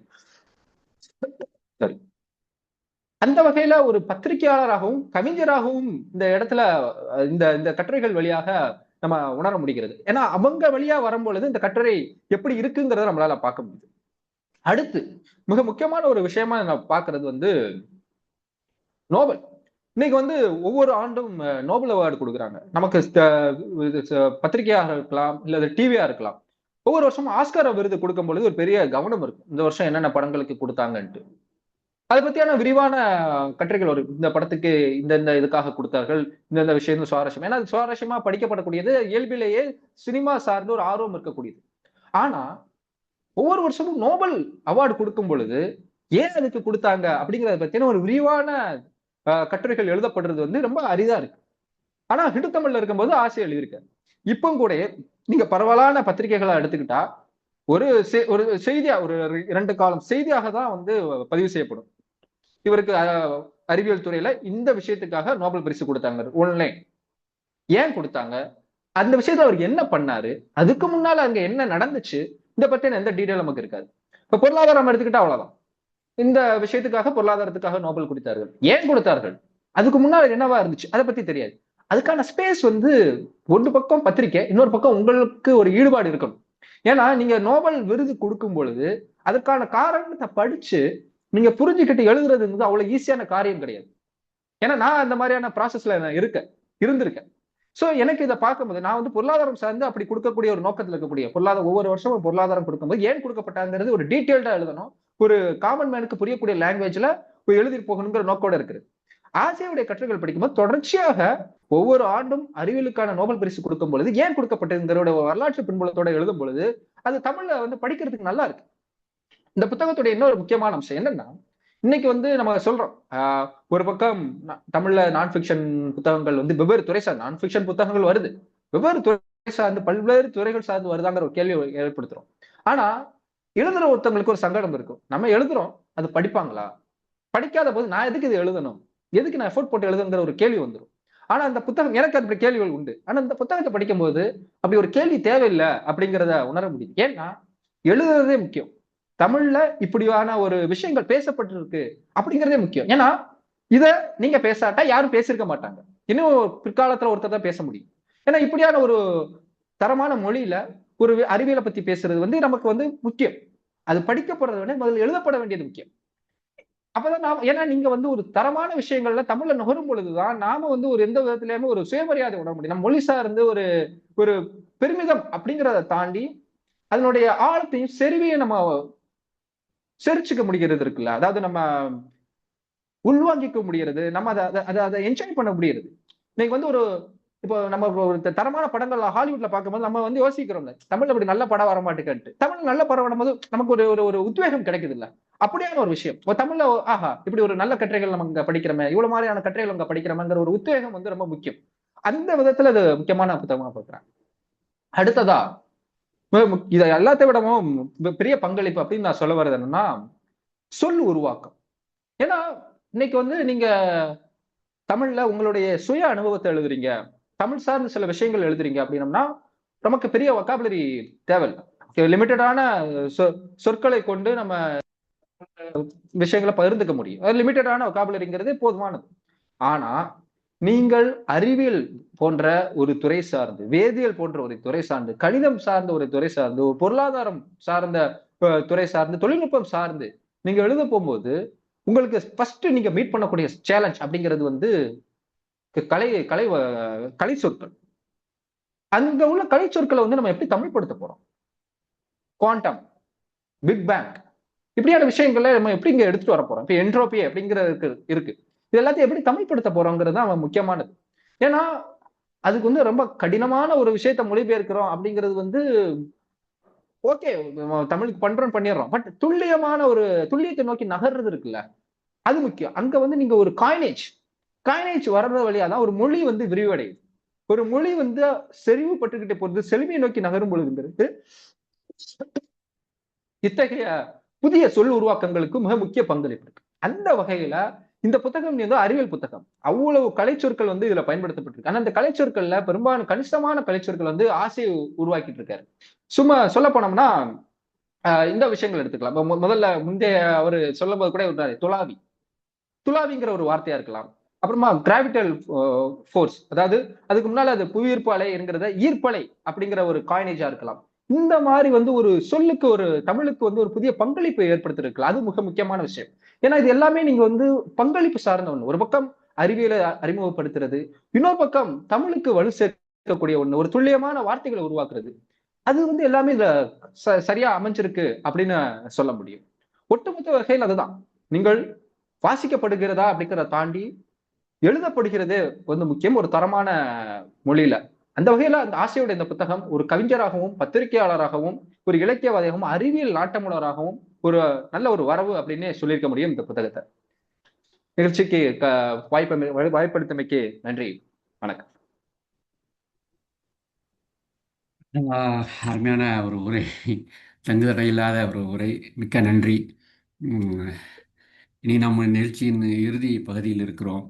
இந்த 2 திறனாய்வுகளுக்குமான ஏற்புரை வழங்க தோழர் ஆசை அவர்களை அழைக்கிறேன். அதற்கு முன்னால் ஆசை அவர்களை பற்றி சிறிய ஒரு வாழ்க்கை குறிப்பு. 1979 மன்னார்குடியில் பிறந்த ஆசையின் இயற்பெயர் கே. ஆசை தம்பி. ஆங்கில இலக்கியம் பயின்றவர், கவிஞர், புனைகதை எழுத்தாளர், அகராதியியலர், படி செம்மையாக்குனர், பத்திரிகையாளர், சிறார் இலக்கிய எழுத்தாளர், மொழியாக்குனர் என்று பல பரிமாணங்களை கொண்டவர். 2003 2013 வரை கிரியா பதிப்பகத்தில் பணியாற்றியவர். ஹிந்து தமிழ் நாளிதழின் நடுப்பக்க ஒருங்கிணைப்பாளராக பணியாற்றியிருக்கிறார். தற்போது புதிய தலைமுறை தொலைக்காட்சியில் பணியாற்றி வருகிறார். ஆசி அவர்களின் நூல்களாக இன்று நாம் பார்த்த நூல் போக E7MC² நூலை சீர்மையின் சார்பாக வெளியிட்டுள்ளோம். அடுத்ததாக அவரது கவிதை நூல் சித்து, கொண்டலாத்தி, அண்டங்காளி, குவாண்டம் செல்ஃபி, ஹே ராவன், கல்லுக்கு திரும்பும் அம்மை, காவியம், மாய குடமுருட்டி, சிறுகதை தொகுப்பு உயரத்தில் ஒரு கழுவன், இது போன்ற இன்னும் பல மொழியாக்க நூல்களையும் அவர் வெளியிட்டுள்ளார். அவர் பெற்ற விருதுகள்: பப்பாசி வழங்கிய கலைஞர் பொற்கொழி விருது 2022 கவிதைக்காக, Chennai literary festival 2014 emerging literary icon விருதை பெற்றுள்ளார். சமயபுரம் SRV வழங்கிய படைப்புக்க விருது 2023 பெற்றுள்ளார். இத்தனை தகைமொழியை கொண்ட நண்பர், நூலாசிரியர், எழுத்தாளர் ஆசை அவர்களை பேசுமாறு அழைக்கிறேன். குறிக்கிறதுக்கு மன்னிக்கவும். ஆசை ஆசை ஒரே ஒரு விஷயத்தை பத்தி நான் பேசிட்டுமா? ஆசை ஆசை தோழர் ஆசை இருக்கீங்களா? இருக்கேன் கேக்குதா? ஓ கேக்குது கேக்குறா. ஒரே ஒரு விஷயத்த பேசிக்கட்டுமா? ஒரே ஒரு சின்ன ஒரு விஷயம் பேசலாம். ஓகே. இந்த புத்தகத்தை நம்ம பொதுவா பேசிட்டு இருந்தோம். நான் ஃபிக்ஷன் நாவல், நான் ஃபிக்ஷன் ஆபுனைவு கட்டுரைகள், கட்டுரை தொகுப்புக்கான வெளியீடு சம்பந்தமா துறை சார்ந்து இதனுடைய தொடர்ச்சியா ஒரே ஒரு விஷயத்தை மட்டும் நான் சொல்ல விரும்புறேன். முக்கியமா பதிப்பகங்களுக்கு இது மிக முக்கியமா பங்கு இருக்கு. ஒருத்தர் புத்தகம் கொண்டு வராரு அப்படின்னா அதை கலெக்டிவா வெளியிடக்கூடிய ஒரு விஷயம் பதிப்பகத்துக்கு வேணும். அந்த வகையில எனக்கு இந்த சீர்மைக்கும் இதுக்கு நான் நன்றி சொல்ல விரும்புறேன். ஏன்னா சீர்மையுடைய பதிப்புகள் எல்லாத்தையுமே தொடர்ந்து கவனிச்சுட்டு வரும்பொழுது அதனுடைய விஷயம் நம்மளால பார்க்க முடியுது. இன்னைக்கு ஒரு ஆரம்பிச்ச குறுகிய காலகட்டத்திலேயே ஒரு தமிழ் பதிப்பக சூழல்ல கவனிக்கப்படக்கூடிய ஒரு இடத்தை இன்னைக்கு சீர்மை உருவாக்கி இருக்கு. குறிப்பா சொல்ல போனோம்னா அதனுடைய நூல்களுடைய கேட்டகரி என்னென்ன கேட்டகரியில வருது. ஒரு பக்கம் இஸ்லாமிய சம்பந்தமான நூல்கள், சூஃபியிசம் சம்பந்தமான நூல்கள், இன்னொரு பக்கம் சீனிவாச ராமானுஜம் வழியிலான அறிவியல் என்றால் என்ன, இது மாதிரியான ஒரு ஆழமான கட்டுரைகள், அது போல கவிதை தொகுப்புகள், இப்படி வெவ்வேறு குறிப்பா சொல்ல போனா பொதுவாக மொழிபெயர்ப்பு அப்படிங்கிறது வெஸ்டர்ன்ல இருந்து வரக்கூடிய மொழிபெயர்ப்புலாம் இருக்கு. அமெரிக்கா, ஐரோப்பிய நூல்கள். அதை தாண்டி வெவ்வேறு நாடுகள் சார்ந்து என்னென்ன சிந்தனைகள் ஓட்டம் இருக்கு, இப்படிங்கிற ஒரு கொண்டு வரக்கூடிய ஒரு விஷயம் இருக்கு. இது ரொம்ப முக்கியம். இது தமிழ் சூழல்ல எப்படி ஒரு பக்கம் ஒரு எழுத்தாளர் தன் துறை சார்ந்து எழுத வேண்டியது ரொம்ப முக்கியமோ, அதே சமயம் துறை சார்ந்து இல்லாம வெவ்வேறு தளங்கள் சார்ந்து நூல்களை அறிமுகம் பண்றதுக்கான ஒரு விஷன் இருக்கிறது முக்கியம். அந்த வகையில சீர்மை அப்புறம் ஒரு இடத்தை உருவாக்கி இருக்கு. அதற்கும் நான் இந்த தருணத்துல நன்றி சொல்ல விரும்புறேன். நன்றி. ஆசை நீங்க பேச.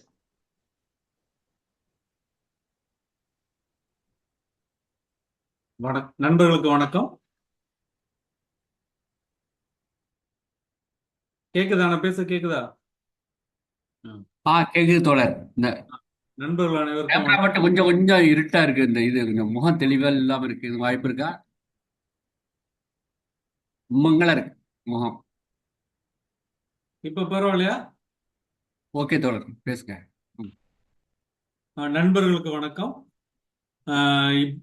இந்த நூல் விமர்சன கூட்டத்தை ஏற்பாடு செய்திருக்கும் சீர்மை பதிப்பகத்திற்கும் சாலை பஷீர் அவர்கள், நெறியாள்கை செய்யும் சாலை பஷீர் அவர்களுக்கும், ஏற்கனவே நூலை பற்றி சிறப்பாக உரையாற்றி இருக்கிற நண்பர் அருண் நெடுஞ்செழியன், முகமது ரியாஸ் ஆகியோருக்கும், நிகழ்ச்சியில் கலந்து கொண்டிருக்கும் அனைவருக்கும் வணக்கத்தை தெரிவித்துக் கொண்டு நான் உரையை தொடங்குகிறேன்.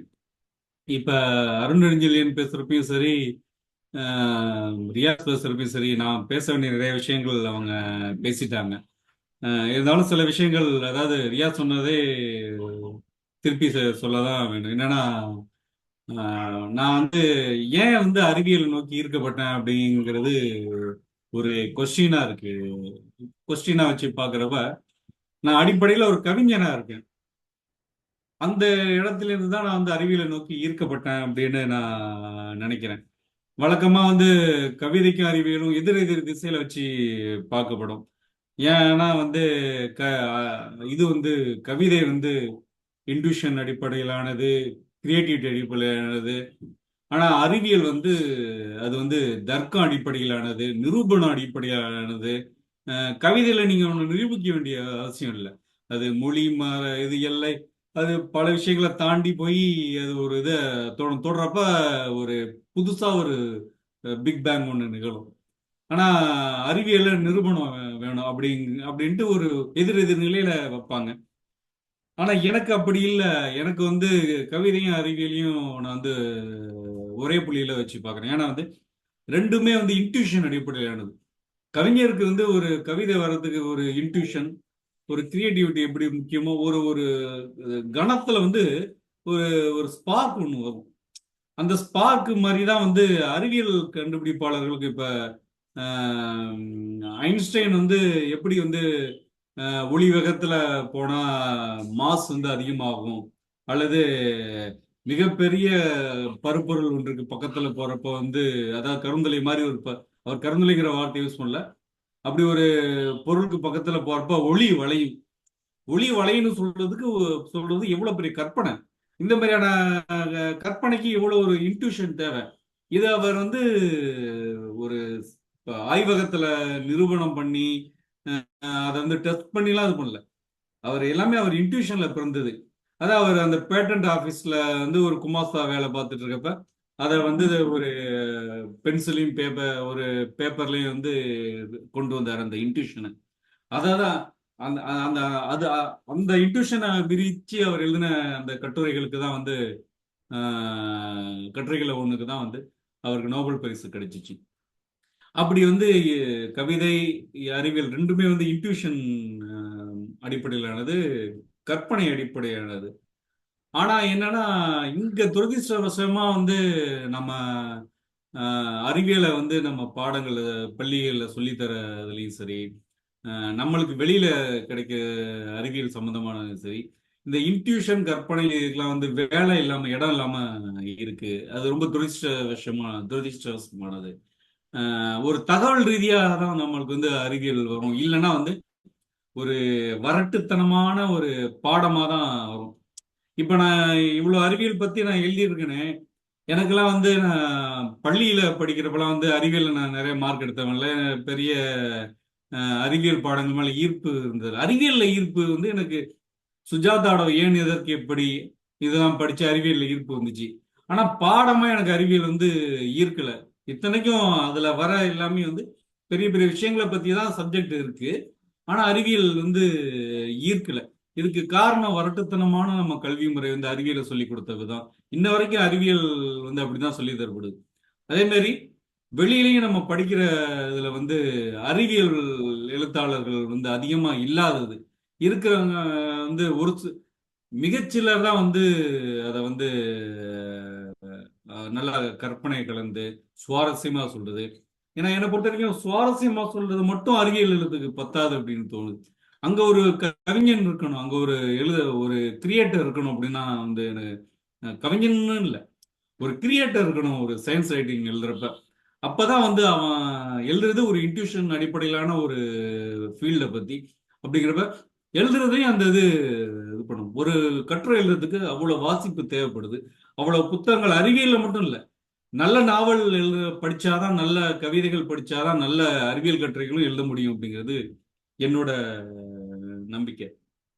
இப்ப அறிவியலை பாக்குறப்ப எனக்கு வந்து பல விஷயங்கள், அந்த இன்ட்யூஷன் பத்தி சொன்ன இல்லையா, கவிதையில மொழி வளையுது. இங்க பாத்தீங்கன்னா ஐன்ஸ்டீன் பொது சார்பியல் கோட்பாட்டின்படி ஒளி வளையுது. கவிதை வந்து தர்க்கங்களை மீறுது.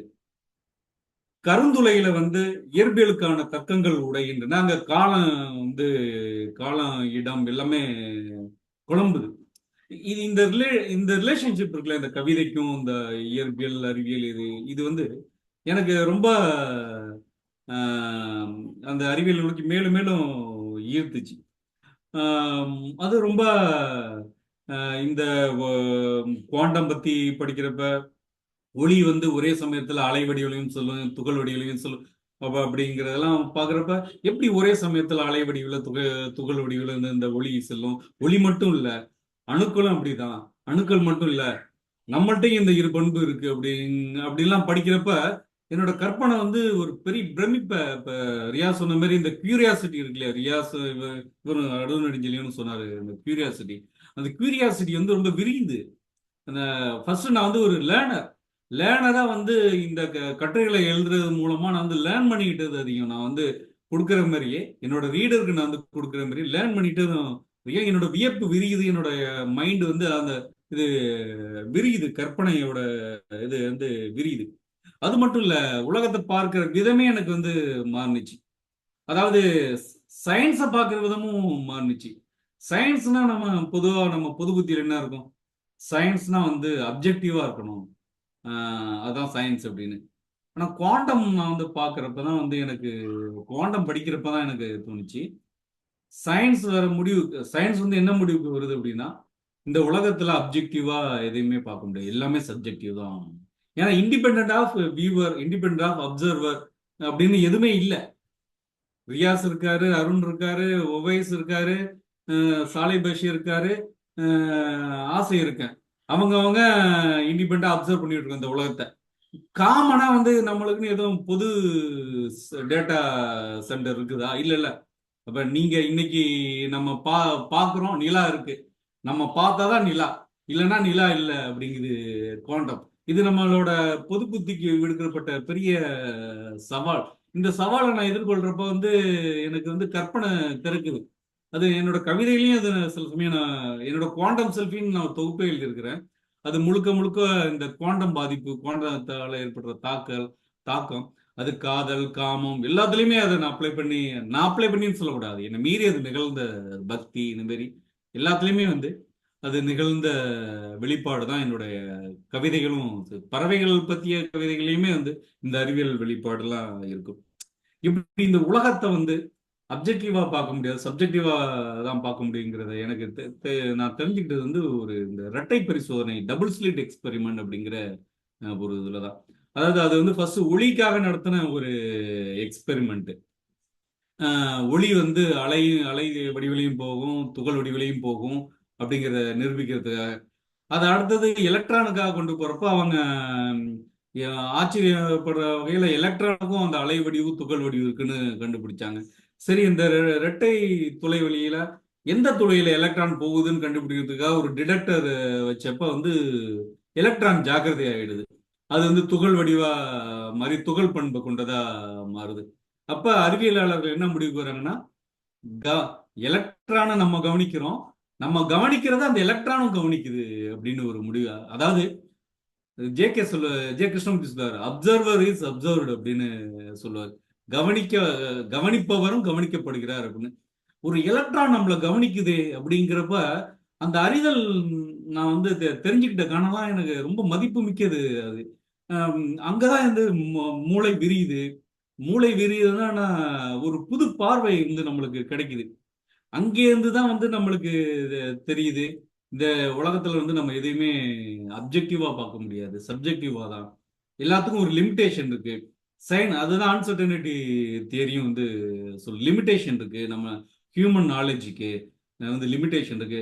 நம்ம ஒரு டெஸ்ட் பண்றோம், அதுல வந்து ஒரு சர்டன் லிமிடேஷனோட தான் எந்த ஒரு இதுவும் ரிசல்ட்டும் வருது. நம்மளோட அப்சர்விங் அந்த குணம், அப்சர்வ் பண்றதே வந்து இந்த டெஸ்டோட ரிசல்ட்டை பாதிக்குது. இப்படின்னு பல்வேறு விஷயங்களை அந்த குவாண்டம் உலகத்துல போறப்ப என்னால பார்க்க முடியுது.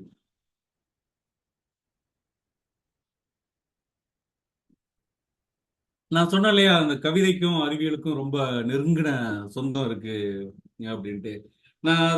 நான் வந்து வெவ்வேறு தருணங்கள்ல நான் வெவ்வேறு புத்தகங்கள் படிக்கிறப்ப வந்து ரொம்ப ஆச்சரியமா இருந்துச்சு.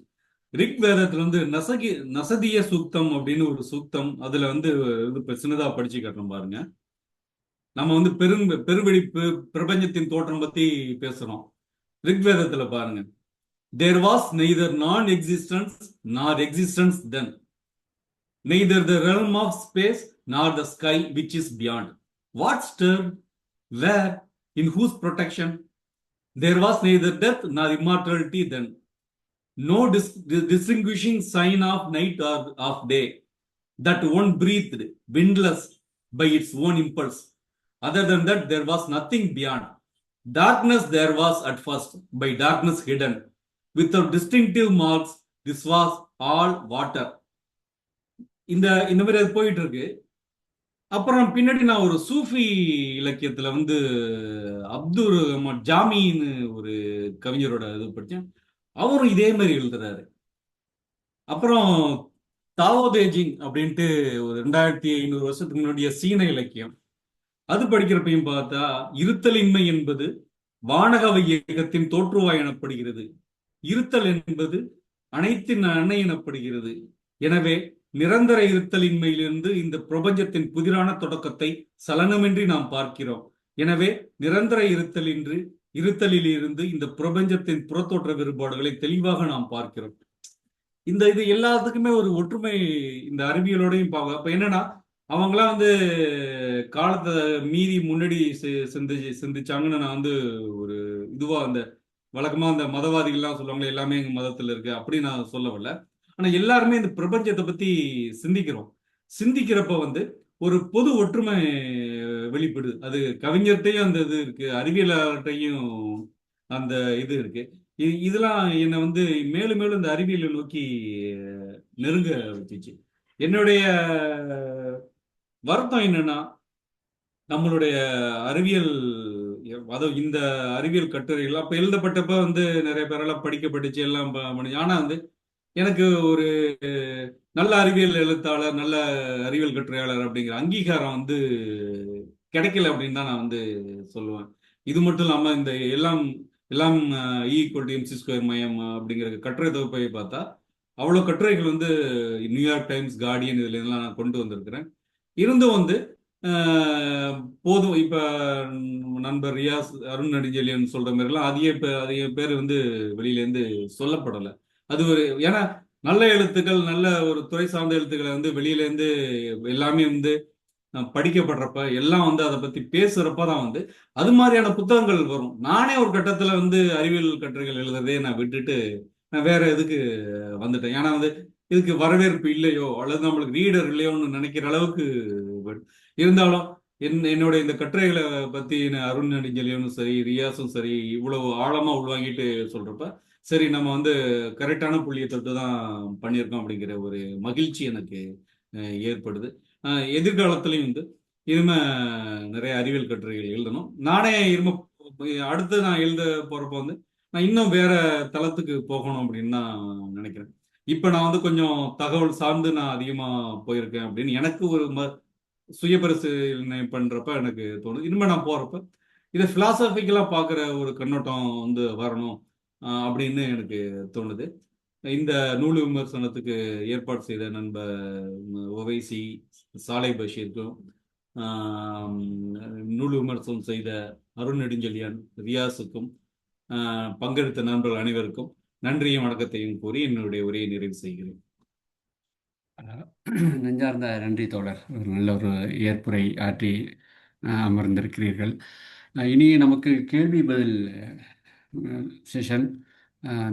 பங்கேற்கும் பார்வையாளர்கள், நேயர்களுக்கு ஏதாவது சந்தேகங்கள், கேள்விகள், ஆற்றிய உரைகளின் மேல் தோழர் முகமது ரியாஸ், தோழர் அருண் நெடுஞ்செழியன், தோழர் ஆசை அவர்கள் 3 பேரும் ஆற்றிய உரைகளின் மேலோ அல்லது இந்த நூலின் மேலோ உங்களுக்கு ஏதாவது ஐயங்களோ கேள்விகளோ இருந்தால் நீங்கள் கேட்கலாம். உங்களுக்கான நேரம் இது.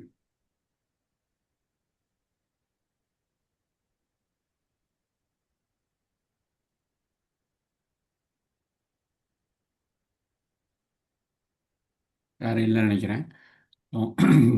நம்ம நிகழ்ச்சியை ஒரு இறுதிக்கு கொண்டு வரலாம். நமது அழைப்பை ஏற்று இந்த நிகழ்ச்சியை சிறப்பித்து தந்த தோழர் ஆசை அவர்களுக்கும், தோழர் அருண் நெடுஞ்செழியன் அவர்களுக்கும். இளங்கோவன் கை உயர்த்துறார். இளங்கோவன் கேளுங்க. ஹலோ இளங்கோவன், உங்கள் மைக்கை அன்மியூட் பண்ணுங்க. இளங்கோவன்.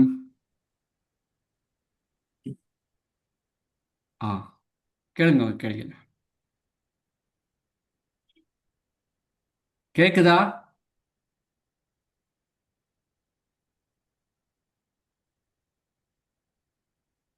ஹலோ, கையை உயர்த்தினார ஒரு ரெஸ்பான்ஸ் இல்லை. அப்பொழுது நிகழ்ச்சி நம்ம பங்கெடுத்த நேயர்களுக்கும் பார்வையாளருக்கும் சிறப்பு விருந்தினர்களுக்கும் நன்றி சொல்லி இந்த நிகழ்ச்சியை நிறைவு செய்கிறோம். வணக்கம் வணக்கம். மன்னிக்கணும் ஒரு சிறிய தடங்கள்.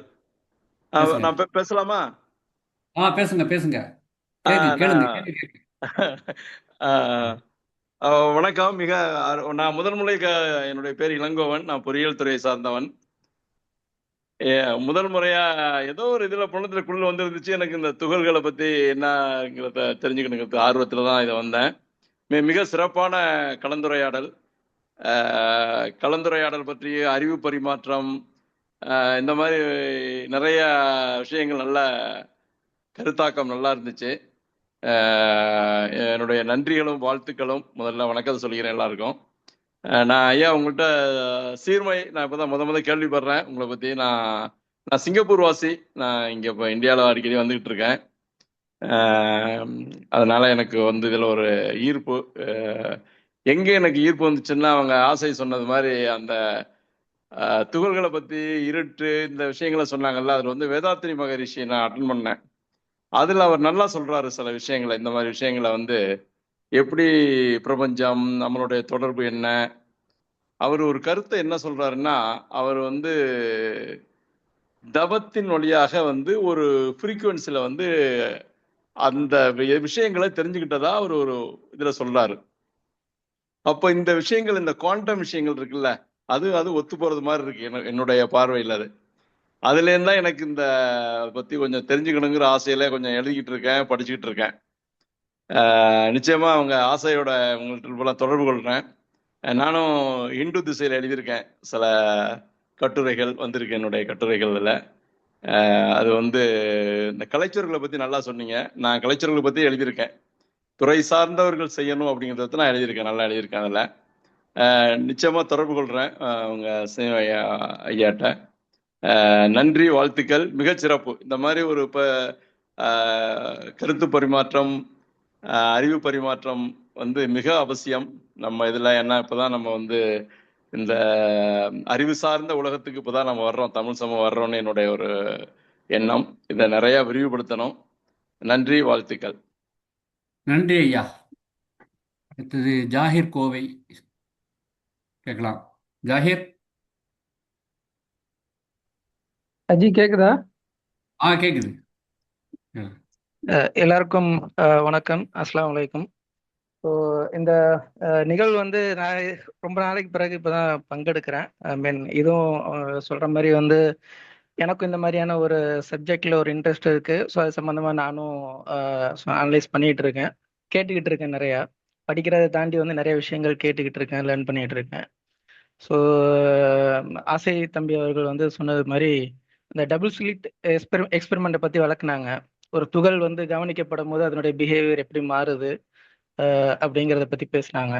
ஸோ அதுதான் வந்து எனக்குமே ஒரு இன்ஸ்பிரேஷன் பாயிண்ட். ஏன்னா ஒரு கண்ணுக்கே தெரியாத ஒரு விஷயம் வந்து எப்படி வந்து ஒரு கான்சியஸாக அது எப்படி வந்து பிஹேவ் பண்ணுது, அது கவனிக்கப்படும் போது அதனுடைய பிஹேவியர் எப்படி, பேட்டர்ன் எப்படி மாறுது அப்படிங்கிறது வந்து ஒரு ஒரு சிறப்பான ஒரு என்ன சொல்றது, ஒரு ப்ரோவோக்கிங் தாட்ஸ்ன்றதை தாண்டி அது வந்து ஒரு ப்ரோவோக்கிங்கான, ஒரு மைண்ட் ப்ரோவோக்கிங்கான ஒரு விஷயம்.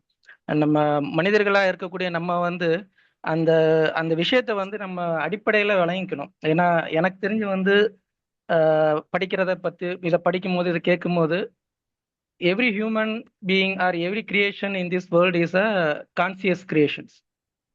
மனிதனும் சரி, மற்ற படைப்புகளும் சரி, ஒரு கான்சியஸ் கிரியேட்டராக தான் வந்து படைக்கப்பட்டிருக்கிறாங்க. ஸோ அந்த கான்சியஸ்னஸ்க்கு கொண்டு வர்றது தான் வந்து இந்த படைப்பினுடைய நோக்கமே. எப்போ வந்து மனுஷன் வந்து அவனுடைய அந்த கான்சியஸ் மைண்டுக்குள்ளே வரானோ, ஸோ அப்போ தான் வந்து அவன் அந்த படைப்பினுடைய நோக்கத்தையே வந்து புரிஞ்சுக்க முடியும் அப்படின்னு நினைக்கிறான். அவன் பார்க்கக்கூடிய அந்த பார்வையே மாறி போயிடும். உலகத்தையும் சரி, தன்னையும் சரி, தன்னை சுற்றி இருக்கக்கூடிய அந்த பிரபஞ்சத்தையும் சரி பார்க்கக்கூடிய அந்த விதங்களே வந்து மாறிடும். ஸோ அதை வந்து அந்த பாயிண்ட் வந்து எனக்கு ரொம்ப இதாக இருந்தது. அவங்களும் அதுதான் அவங்களுடைய இன்ஸ்பிரேஷன் பாயிண்ட்னு சொன்னாங்க. எனக்கு அதுதான் இன்ஸ்பிரேஷன் பாயிண்ட். எப்படி ஒரு கண்ணுக்கு தெரியாத ஒரு படைப்பு வந்து ஒரு ஒரு கான்சியஸாக வந்து அதனுடைய பிஹேவியர்ஸ் மாறுதோ, அதே மாதிரி தான் இறைவன் வந்து நம்மளை படைச்சதும் வந்து அதே மாதிரியான ஒரு கான்சியஸ் கிரியேஷனாக இருக்கிறதுக்கு தான் படைச்சிருக்காங்க. நம்மளையும் இல்லாமல், நம்முடைய படைப்பு நோக்கம் மட்டும் இல்லாமல், நம்ம சுற்றி இருக்கக்கூடிய எல்லாமே வந்து அந்த அந்த அடிப்படையில் நம்ம பார்க்க ஆரம்பிக்கும் போது ஆப்வியஸாக வந்து இந்த உலகமும் சரி, நம்ம சுற்றி இருக்கக்கூடிய அந்த சூழல்களும் சரி வந்து நிறைய மாற்றங்களை கொண்டு வரும் அப்படிங்கிறதுல மாற்று கருத்து இல்லை. அதே மாதிரி இன்னொரு விஷயம் நான் என்ன சொல்லணும்னு ஆசைப்பட்டேன்னா வந்து இந்த ஃப்ரீக்குவன்சி பற்றி பேசுனீங்க.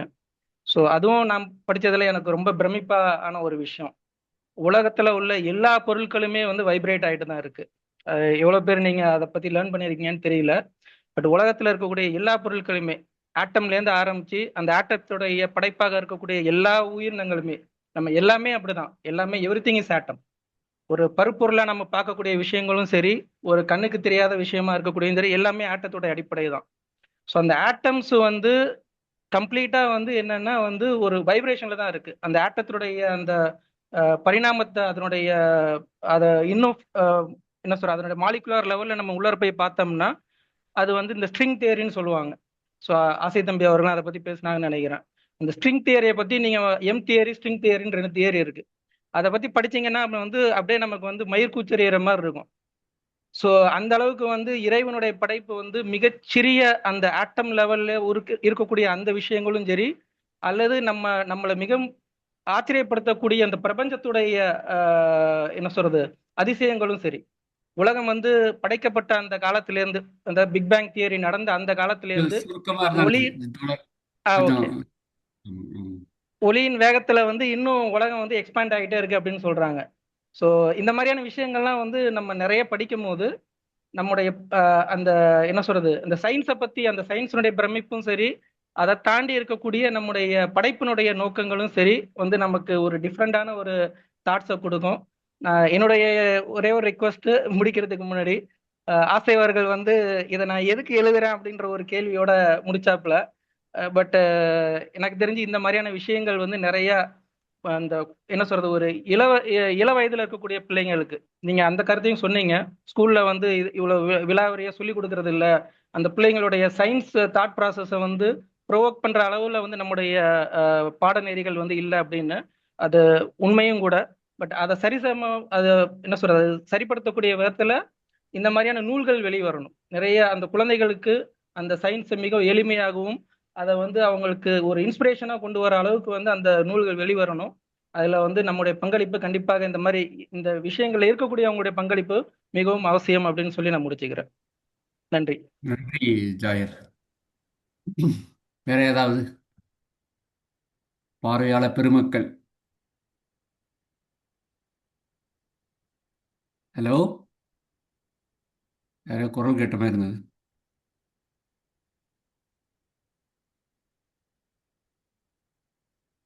ஹலோ,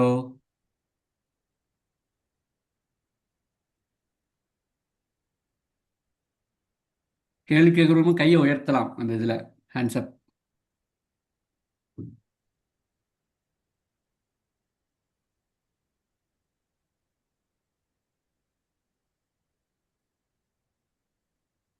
சரி, இல்லை. அனைவருக்கும் நன்றி கூறி நிகழ்ச்சியை செவ்வனே நிறைவு செய்வோம். ஒவ்வொரு மாதமும் 2வது சனிக்கிழமை மாலை இதே மாதிரி நேரத்தில் நாங்கள் இந்த மெய்நிகர் கூட்டத்தை நடத்தி வருகிறோம். அடுத்த மாதத்திற்கான அறிவிப்பு விரைவில் வெளிவரும். அதில் பங்கெடுத்து ஊக்கமளிக்குமாறு கேட்டுக்கொள்கிறோம். நன்றி அனைவருக்கும். நன்றி.